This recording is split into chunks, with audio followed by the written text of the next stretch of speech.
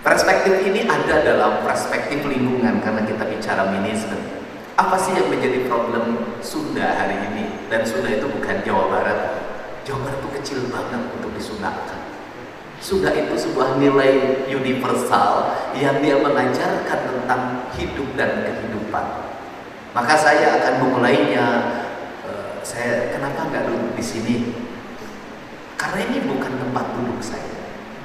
Dalam perspektif kebudayaan, itu kan orang-orang yang berkebudayaan yang kita kadang mengejek mereka, itu ada yang menyebut ini adalah Brahmana, ini adalah Sudra, ini adalah Waisa. Bagi saya ini adalah tempat duduknya Brahman, dan saya ini kategorinya adalah kesatria. Kalau kesatria sejajar dengan Brahmana itu berbahaya, karena orang Brahmana itu sudah punya kasta tersendiri. Kalau dalam era kerajaan Pajajaran disimpannya di altar, yaitu mereka yang sudah tidak lagi berpikir tentang kepentingan personality dia. Dia tidak butuh lagi cerita tentang makanan, dia tidak butuh lagi cerita tentang pakaian, dia tidak butuh lagi cerita tentang kendaraan, dia tidak butuh lagi cerita tentang kampus dan berbagai kebutuhannya. Karena apa? Karena ketika berjejer dengan kesatria, nanti satria memenuhi kebutuhannya, maka Brahmana digiring seiring dengan kepentingan satria, dan itu berbahaya. Betapa tidak seorang nilai-nilai akademis yang itu harus netral, itu harus nol, saya katakan nol bukan kosong, itu harus nol, maka dia didegradasi dengan bantuan komputer agar mengikuti keinginan Kemenang. Didegradasi dengan bantuan gedung kampus agar mengikuti keinginan pemimpinnya.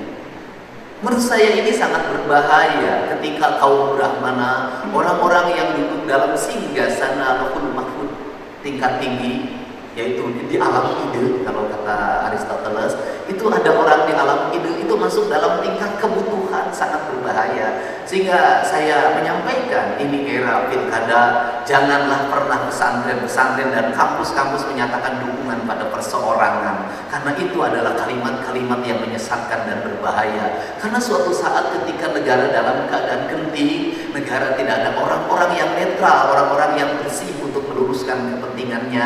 Karena apa? Karena semua orang tidak akan pernah mengikuti. Jangan pernah dengar omongan dari Suryalaya, karena pendukungnya Deddy Mulyadi kan bahaya. Saya termasuk orang yang tidak pernah mau untuk meminta dukungan dari ulama. Kenapa? Ulama harus mendukung siapapun, mereka yang menjalankan titah-titah kebenaran sesuai dengan firman Allah. Mari kita luruskan negeri ini ke arah yang lebih sempurna. Tidak boleh terlibat dalam partisan. Andai kata pun ada anaknya, ada cucunya yang ikut dalam berpolitik, sebaiknya ngomong begini, mpek wae incu ama anak ama neangan pendukung sorangan ulama mawa ama marek minut nuturkeun saha wae, rek nuduhkeun ka saha wae asal jelema aya di jalan bener. Ini cara saya hari ini. Makanya kalau ciri-ciri pemilu itu gampang. Makin banyak orang datang ke pesantren, itulah akan menjelang pemilu.